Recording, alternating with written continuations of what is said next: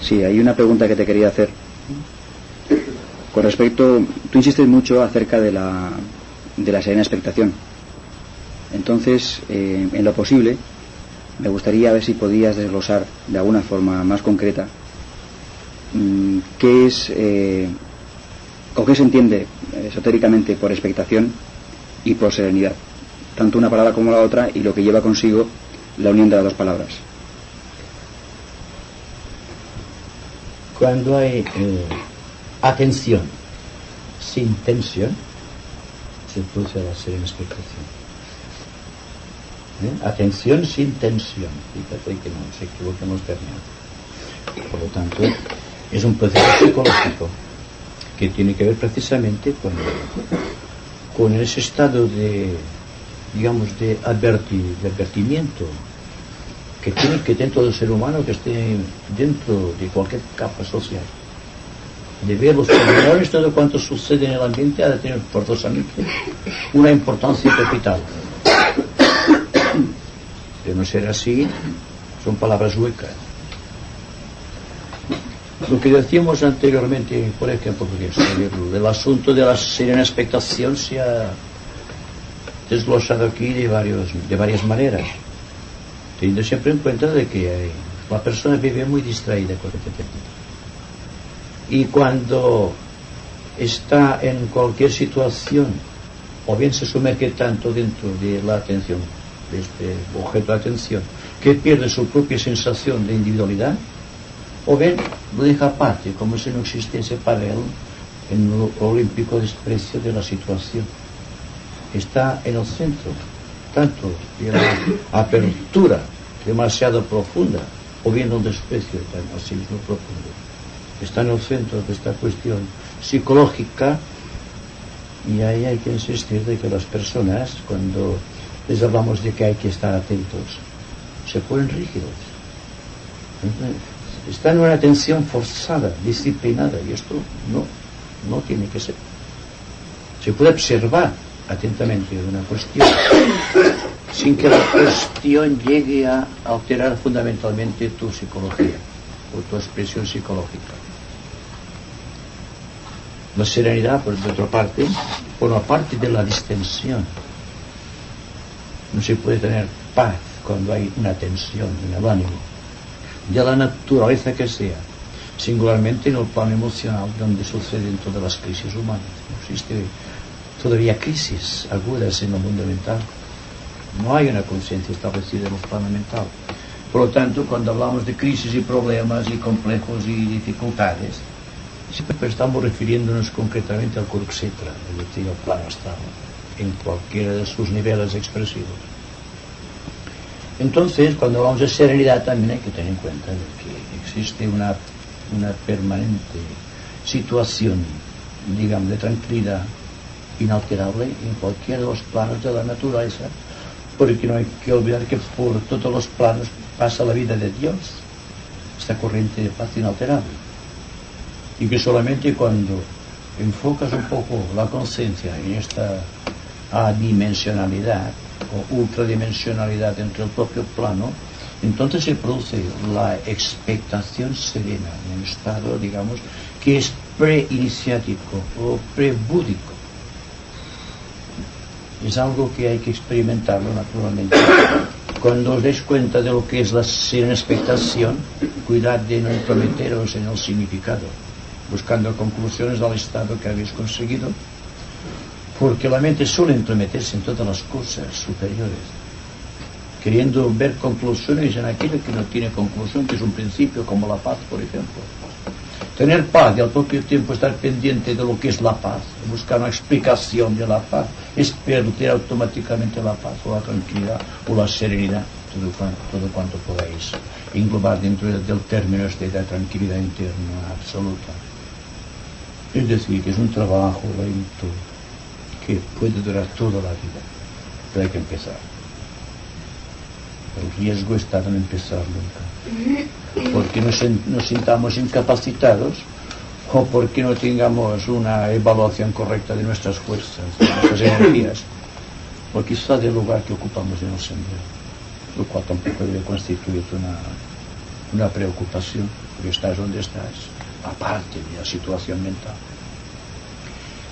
Y que cuando se produce aquel acto creador del Antakarana, cuando se está saldando poco a poco estas dos orillas de separatividad del hombre, que lo hace realmente separativo y autoconsciente en el plano físico, en el cerebro, cuando se va, digamos, acortando la distancia, y paradójicamente cuando existe un intervalo muy pronunciado entre dos géneros de pensamientos, entonces se produce un éxtasis interno que viene a ser como una especie de equilibrio de los valores psicológicos, de todo aquello que hasta aquí ha constituido un elemento de separatividad.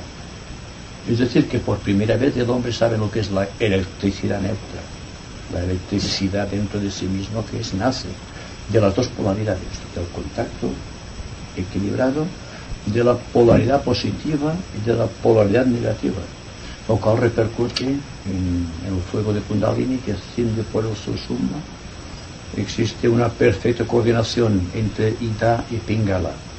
Entonces las dos serpientes a las cuales hacíamos referencia ayer llegan a un entendimiento y surgen. Y el símbolo del caduceo de Mercurio, cuando ya encima del caduceo hay dos alas en plan extendidas, es cuando realmente se ha consumado.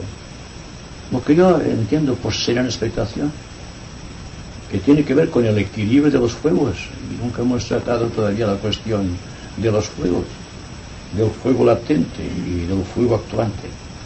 Uno que siempre está latiendo, que es el fuego de la materia, y el actuante, que es el de la conciencia, que es el que hace subir el fuego de Kundalini desde el centro molar o el centro del karma, como decíamos ayer, y va ascendiendo por la columna vertebral hasta llegar a sus plenas consumaciones en cada uno de los centros.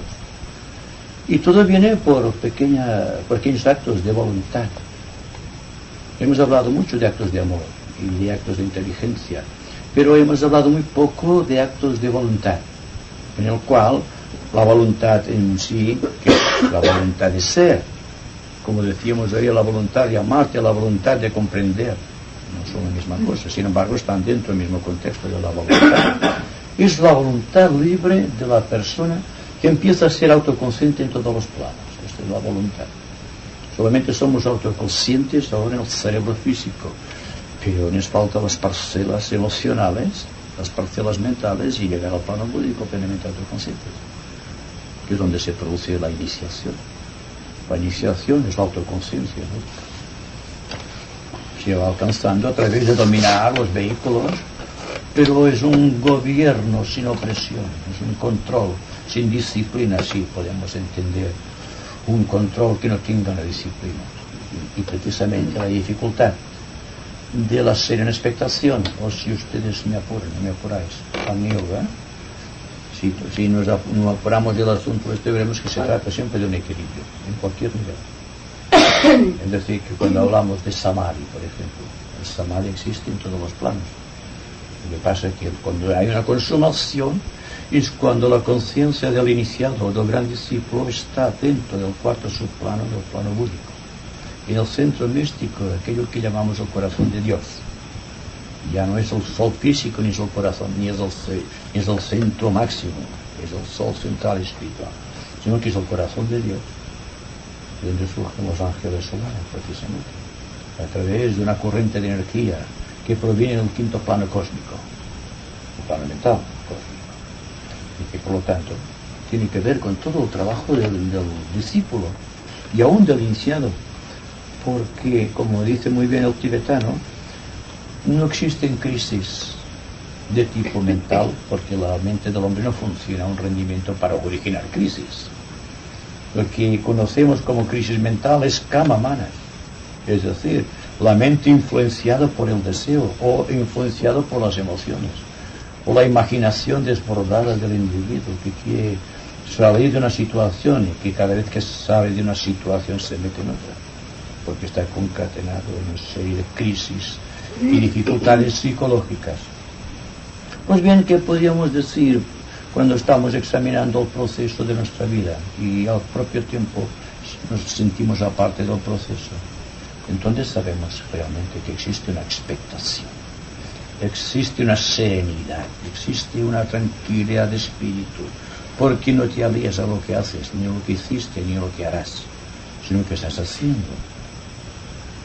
Podemos entonces también dentro de una función de voluntad libre, de pensar que nuestra voluntad está reorientando o encauzando todas las energías de nuestra vida hacia una dirección que realmente es la única que podemos llevar técnicamente al sendero, que no caigamos en el misticismo de la Edad Media, tampoco en el quietismo de los santos del pasado, sino que es una serenidad ilimitada, dinámica, influyente, porque no está basada en el aspecto emocional, sino en el aspecto superior de la conciencia, la mente superior.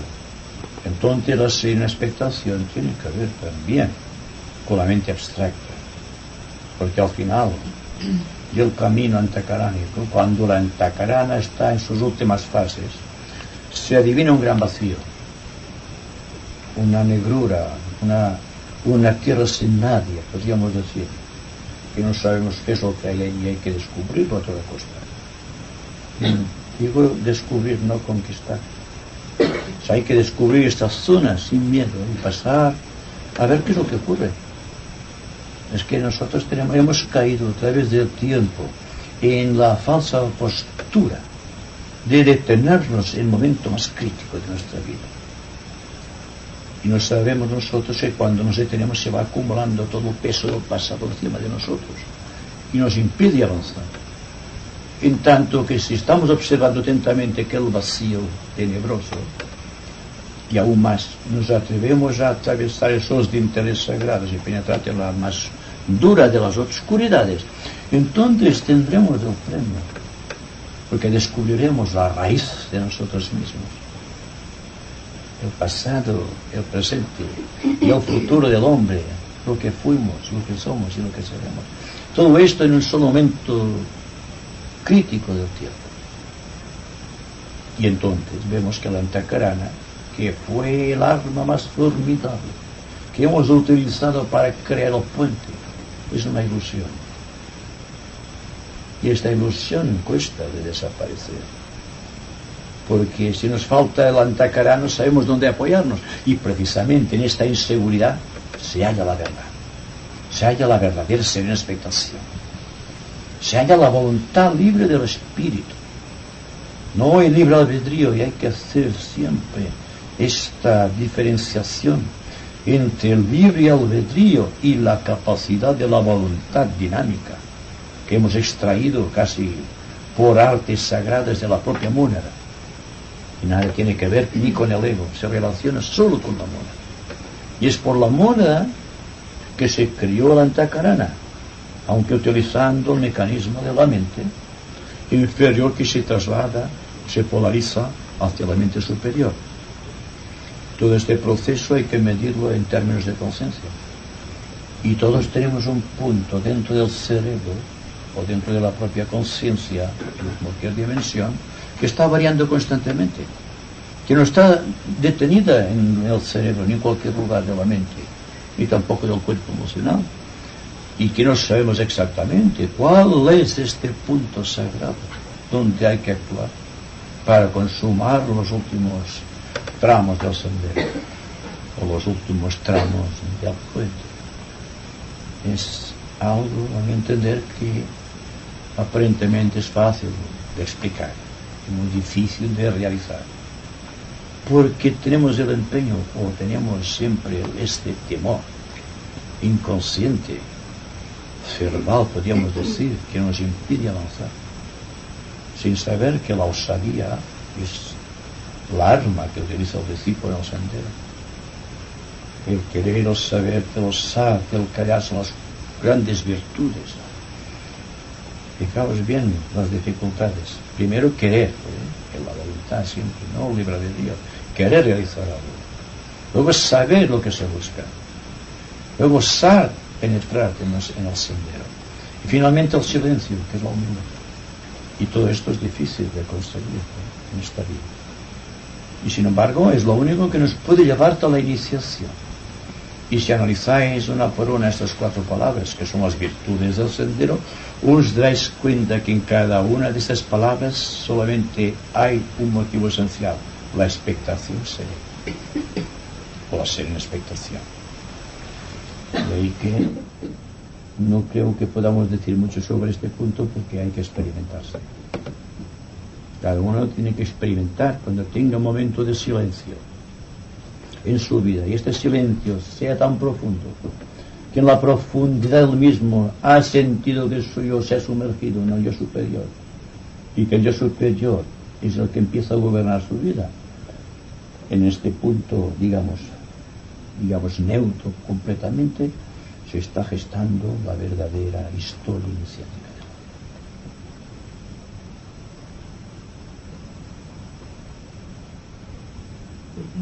Has dicho que saber qué puesto ocupamos cada uno en el sendero.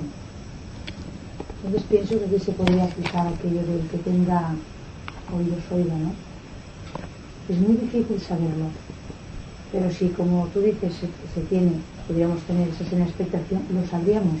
Pero mientras se nos da esa serena expectación, si lo logramos en esta vida, poderlo aplicar en todas nuestras cosas, sabremos, pero mientras hay que ir haciendo. No se puede quedar atrás esperando que te digan, hay que hacer. Creo yo, ¿no? Sí, el discípulo, o el iniciado, en este caso más concreto, jamás se preocupa de resultados, pero está constantemente investigando y trabajando.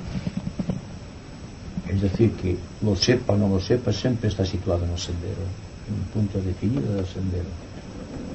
Es como si dijésemos que la antakarana tiene un nivel en cada cual. Cada persona tiene su propio nivel antakaránico. Hasta que llega un momento, como digo, y esto con el tiempo lo iréis observando e incluso estaréis experimentándolo, que el sendero último es el de la ilusión del antakarana. Cuando el antakarana ya no te sirve para otra cosa que para traer a la tierra los tesoros que ganas en el cielo, para transportar aquello que tú estás, digamos, conquistando en niveles superiores, o descubriendo, mejor dicho, porque la conquista siempre exige un esfuerzo, y el descubrimiento es real, es constante, no hay que preocuparse nunca del esfuerzo para realizarlo. Pues todo este sentido, que es lo que estamos leyendo en los libros esotéricos, cada iniciación está, digamos, bordeada o está cualificada por un vacío, que es la prueba iniciática, ya sea la primera, la segunda, la tercera o cualquier iniciación que sea posible alcanzar aquí en este planeta y en su defecto en el propio universo. Siempre precisa la osadía de penetrar de aquel punto negro, fatídico, que carece de tiempo, y esta carencia de tiempo es específico, porque en cada nivel encuentras una dificultad tremenda, porque sueles enjuiciar las cosas desde el punto de vista temporal en 3 dimensiones. Pero ¿habéis imaginado que puede existir un espacio y un tiempo en otras dimensiones? Y que por lo tanto sea difícil quedar preso solamente en la 3ª dimensión, o en la 4ª o en la 5ª, sino que hay que progresar dentro de esta ultradimensionalidad de la conciencia, y a partir de esta ultradimensionalidad empezar a comprender el plan específico del Creador, a cooperar con él mismo, y que, por ejemplo, cuando se habla de Zambala, se habla del Señor del mundo y del fuego eléctrico de la divinidad, aquello sea familiar, como así ha sido familiar la gloriosa figura de Cristo. De la misma manera que Cristo ha sido familiar durante tantos cientos de años, ahora viene otra expresión, que es la expresión de la voluntad de ser, la voluntad de realizar.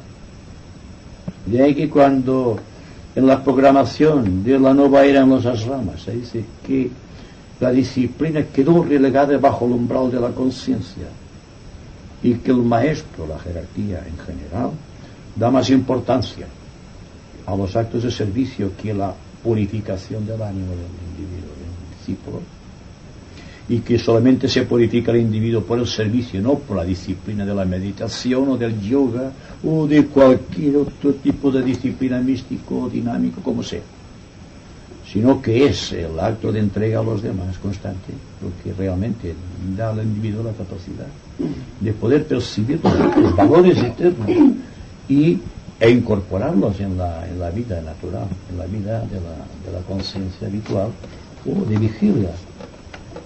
Y a partir de ahí adquirir la dimensionalidad, la conquista de la dimensionalidad en el plano astral, en el plano mental y finalmente en el plano búdico.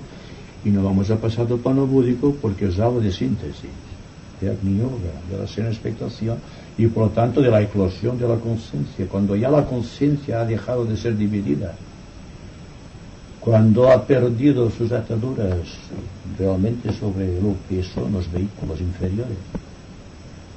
Convertirse, por ejemplo, en adepto forma parte de nuestro trabajo habitual, diario. Y cuando hablamos, por ejemplo, de la serena expectación, estamos iniciando un camino difícil, árido, porque no sabemos qué es lo que encontraremos al final de este camino. Y más, la tendencia que tiene el ser de siempre de estar contemplando o de regocijarse con el fruto de las acciones.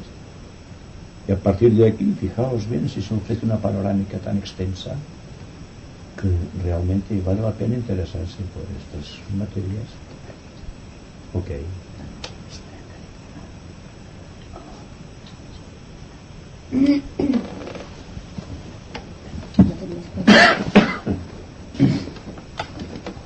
Una cosa, Vicente. Dices que el verdadero servicio está en la entrega hacia los demás. Entonces, quizá yo entiendo, no sé si sea así, de que en esa entrega, la mejor entrega que se puede hacer es un acto de serena expectación constante. Puesto que si es así, es una entrega constante hacia los demás, ya que estás de alguna forma liquidando el karma que te corresponde y que de hecho la parte que corresponde por tu parte a la humanidad.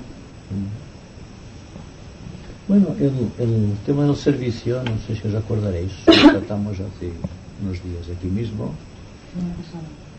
seguramente, en el sentido de que estamos impacientes por servir. Aquí está también una presa muy efectiva para el yo inferior, que quiere crecer a toda costa y por todos los medios posibles, y que elige el campo de servicio para crecer espiritualmente en forma egoísta, ya sea para que sean reconocidas sus acciones en favor de los demás o porque existe la gratificación interna de creerse que el maestro lo aceptará más íntimamente dentro de su corazón.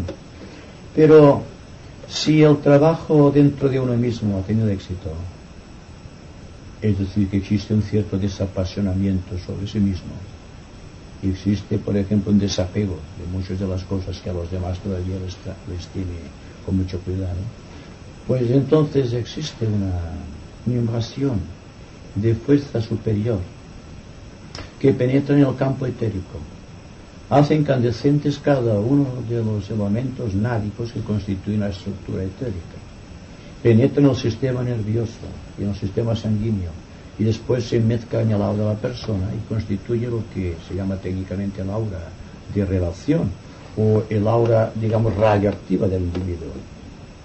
Cuando se ha creado esta aura, el individuo no tiene por qué preocuparse del servicio, está sirviendo constantemente. Porque cuando tenemos un servicio que hacer y al propio tiempo nuestra aura no está perfectamente identificada con la clase de servicio que tiene que recibir, o que por un lado está clamando al cielo y que por el otro lado está como si pies en el infierno, hablando simbólicamente, poco trabajo puede realizar. Pero si está tranquilo dentro de sí mismo, si no tiene problemas de ajuste, si está constantemente equilibrado y armonioso, entonces existe un fenómeno de radiación magnética. Y este fenómeno de radiación es lo que realmente hace que una persona pueda servir. Lo quiera o no lo quiera, lo pretenda o no lo pretenda, no tiene importancia. Está irradiando constantemente salud, vigor espiritual, inspiración para las personas que tienen problemas o dificultades. Es decir, que está libre incluso de la idea de servicio y no obstante está sirviendo. Si podemos llegar a esta conclusión, nos daremos cuenta realmente de que las palabras "¿cómo voy a servir?", que constituyen una de las grandes ilusiones del discípulo en los momentos actuales, que está constantemente mirando a los demás que están sirviendo y dice: yo no hago nada. Si no tiene que hacer nada, si tiene que estar irradiando constantemente la energía que produce cambios. Damos cuenta que lo que hace cambiar a la humanidad no son los actos ostensibles y objetivos, sino que es la fuerza subjetiva irradiando a través del aura individual de la persona que está en este campo trabajando precisamente. Es decir, que la palabra, la acción, cualquiera de los actos cotidianos rebosan energía espiritual y se van extendiendo. Es como Kundalini está oscilando por su aura y extendiéndose por doquier. Y donde exista un discípulo tiene que haber forzosamente esta fuerza radioactiva, esta distensión a su alrededor que produce atracción magnética y que por lo tanto produce campos apropiados para los discípulos, el ciernes o las personas que están preparadas para entrar en el camino espiritual y que precisan solamente entrar dentro de una avenida de luz que les vaya a su gusto y manera, no por cualquier aspecto, digamos, de religión o de creencia o de yoga, de meditación, sino simplemente porque hay una realidad que trasciende todo conocimiento y que por lo tanto no tiene por qué luchar el discípulo con esta tendencia a querer meterse dentro del servicio como una obligación, como una disciplina, sino que tiene únicamente el derecho a percibir, el derecho a conocer y el derecho a dar aquello que le es conferido,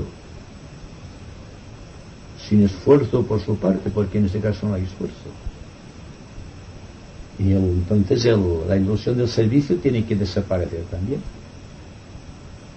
Y aparentemente esto es negativo o paradójico para algunos, que están constantemente autopreguntándose qué es lo que voy a hacer para la humanidad, o cómo voy a interpretar el servicio tal como el maestro me lo está sugiriendo. Quizá yo estoy ciego a sus insinuaciones.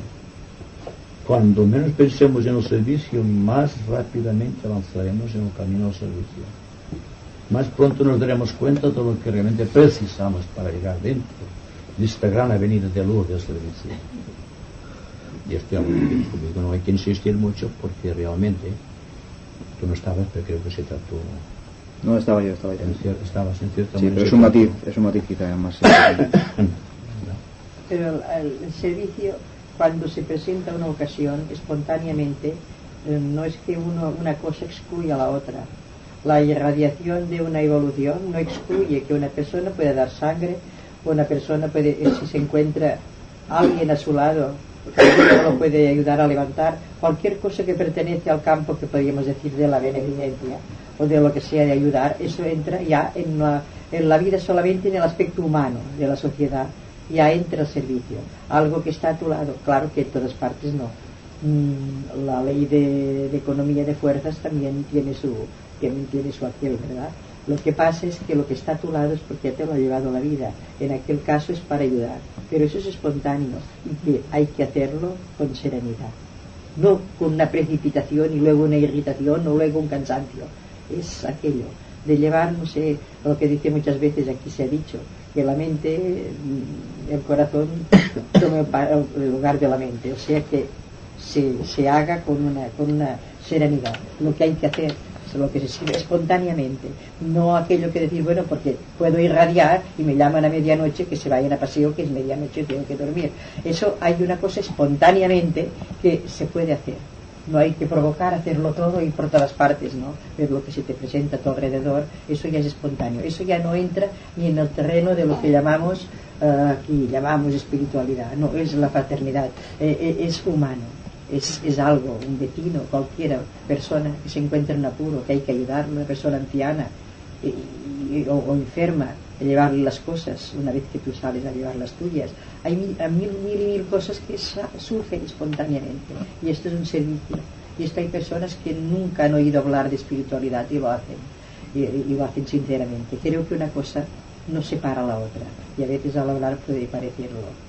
No, tenemos que perfeccionar nosotros tanto que irradiemos por todas partes, pero no dejemos nunca de ser humanos. Yo creo que es una cosa, aunque de todas maneras tampoco como un objetivo. Tampoco es como un objetivo, a ver dónde hay un enfermo, a ver dónde hay una persona, para ir yo que después tienen que cuidarme a mí, verdaderamente. Pero cuando se presenta algo alrededor, es porque lo hagas, para ponerte a prueba muchas veces. Y siempre es lo más irritante. La mayoría de veces a una persona cuando avanza es cuando se le presentan las cosas más feas, más irritantes, para que se demuestre entonces lo que verdaderamente siente, hasta dónde ha llegado. Quizás, perdona que te interrumpa, Sí, no, pero ya es terminado.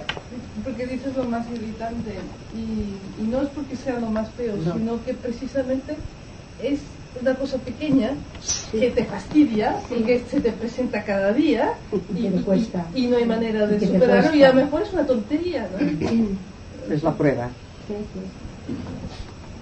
Lo que sí estoy de acuerdo es que cuando ya lo haces esperando una respuesta, debe perder, aunque el resultado sea bueno, porque aquella persona, aquellas personas se benefician, indiscutiblemente a nivel espiritual se debe perder, qué sé yo.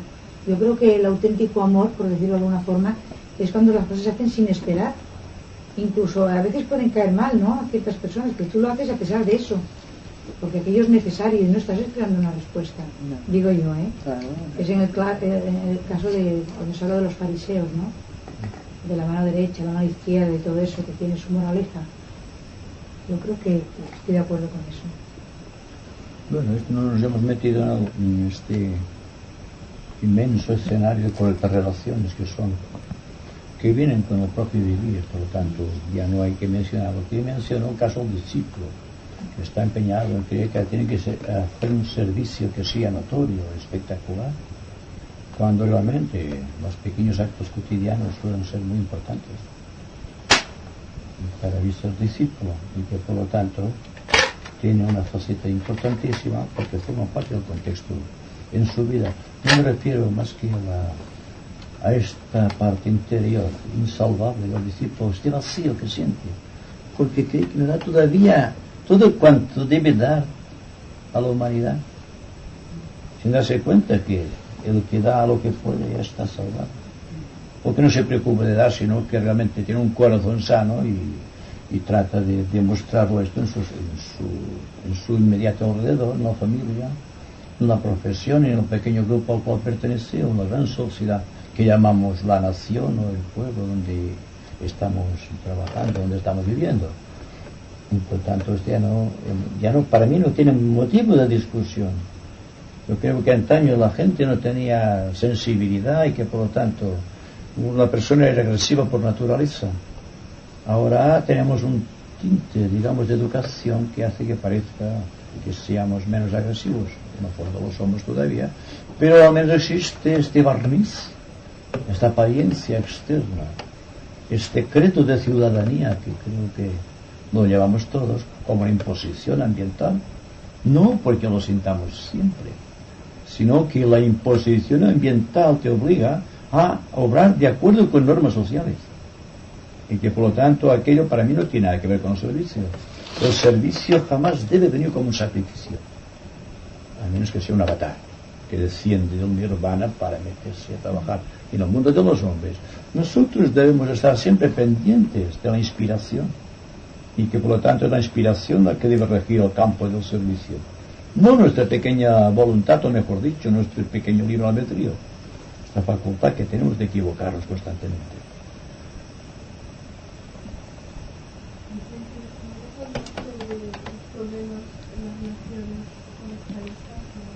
¿Cómo? ¿Cómo es que no? Habla un poco más fuerte. Sí, los problemas en la relación entre parejas, las relaciones de poder, de dependencia, de todo eso. Bueno, si la persona ama intensamente a otra, no hay problema. El problema es cuando hay una dependencia de una persona hacia otra, creyendo que la quiere aquella persona. Y realmente no es así. Y hemos hablado mucho del compromiso entre una pareja. que no es realmente amor, no, compromiso.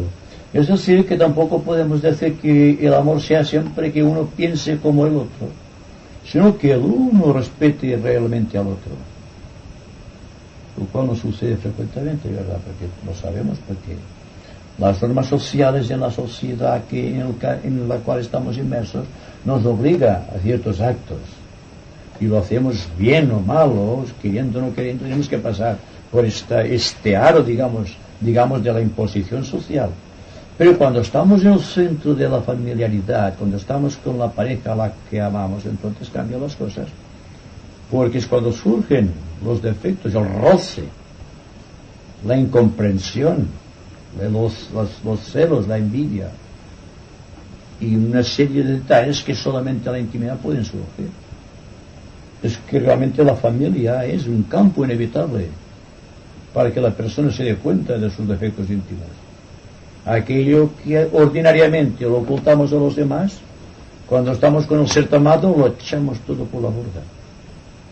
¿Por qué? Porque en la intimidad pasan cosas que lo sabemos, y estas cosas no siempre son correctas y agradables, sino que existe una notoria, digamos, diferenciación de puntos de vista, de caracteres, incluso la forma de amarte es muy distinta de las personas.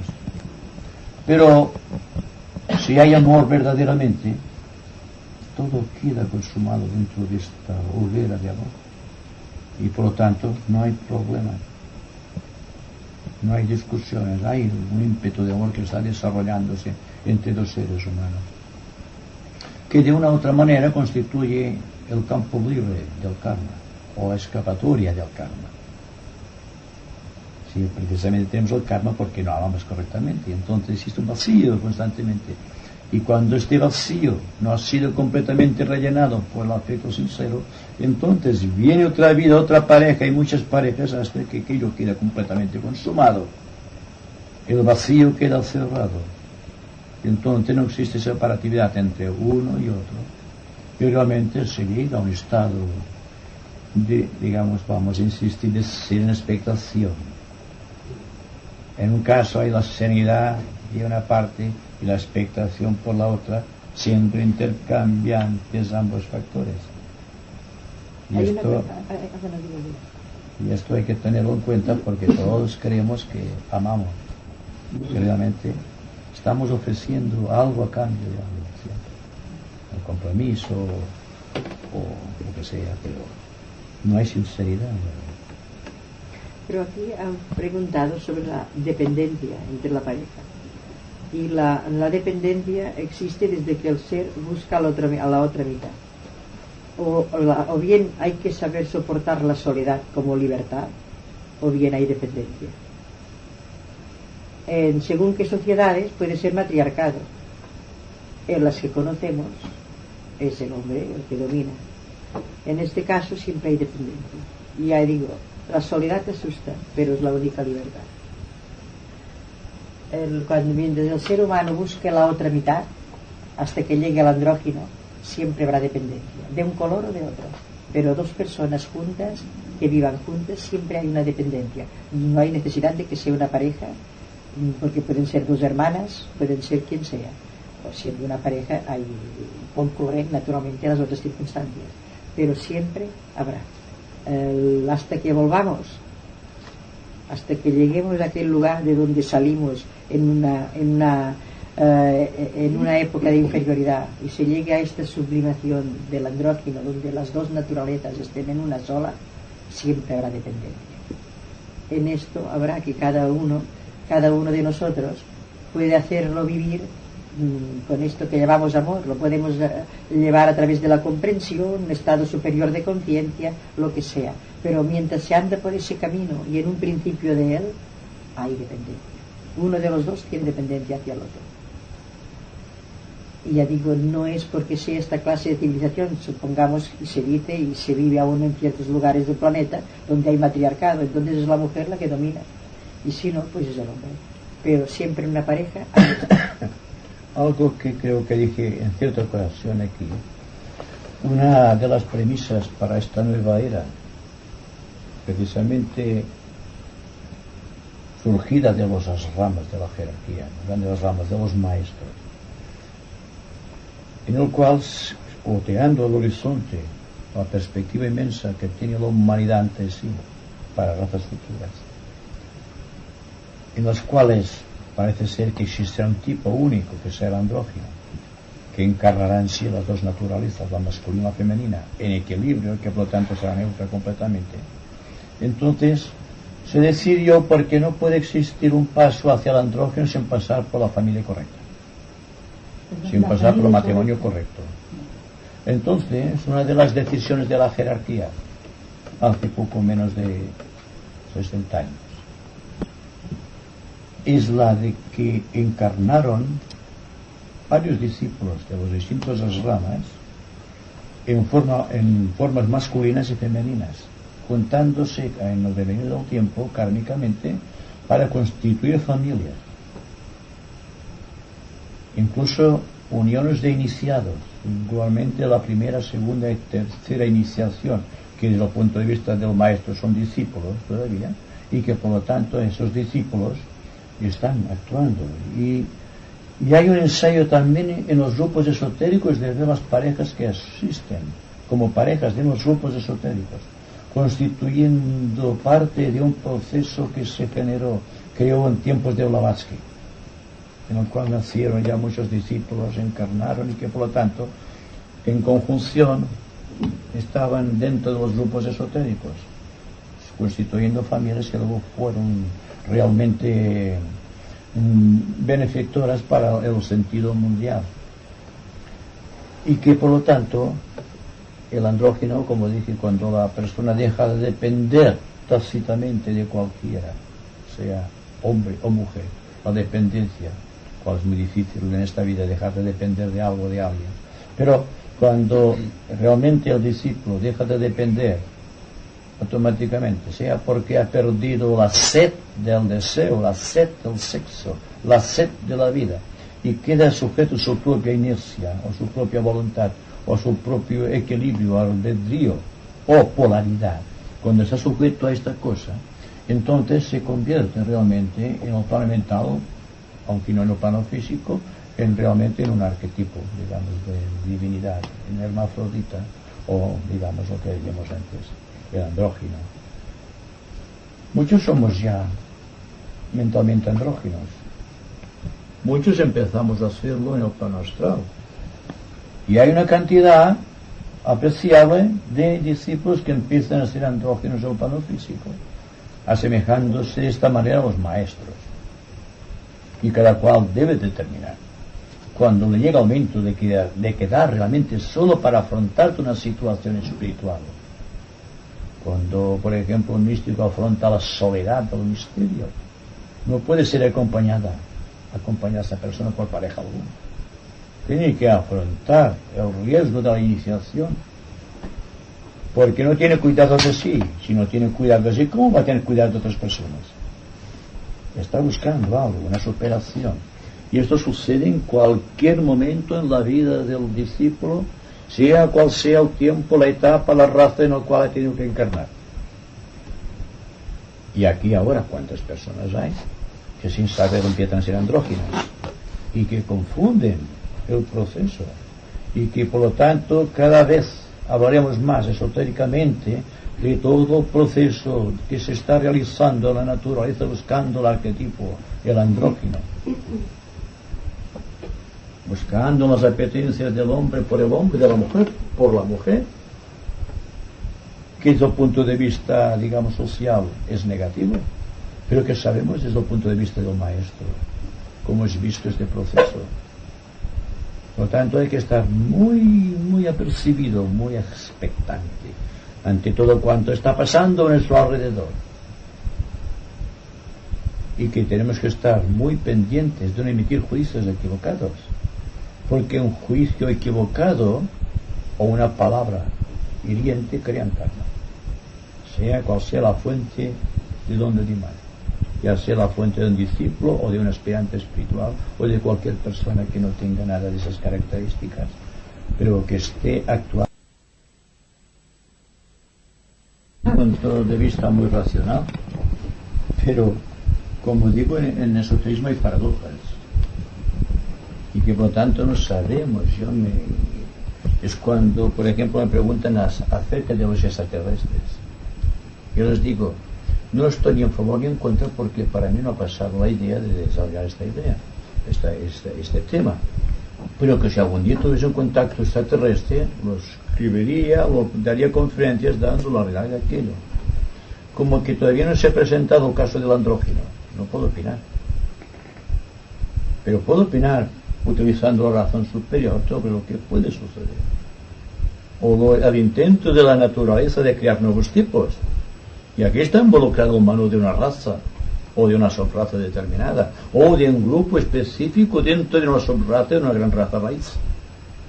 Y que por lo tanto hay que mirarlo con mucha simpatía, mucho cuidado, y singularmente no herir ni en pensamiento, ni en palabra, ni en obra, tal como se dice místicamente, sino observar el proceso, no sentirnos contaminados, porque la única manera, paradójica también, de no sentirse contaminado es observarlo todo muy profundamente. Aparentemente es negativo, pero dándonos cuenta que cuando examinamos una cosa superficialmente, quedamos atados a aquello, como si aquello exigiese una atención de nuestra parte. Y muchas de las imaginaciones que nos llevamos a casa y nos llevamos al sueño, emanan porque no observamos suficientemente que ha motivado tu atención. Y así la expectación y el desapego van siempre juntos. O el desapasionamiento. Lo único que debe persistir es el amor.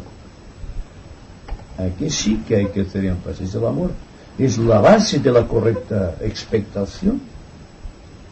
Porque, como dijimos anteriormente, la serena expectación no es simplemente un receptáculo mental de valores psicológicos, sino que es un impulso de amor, la serena expectación.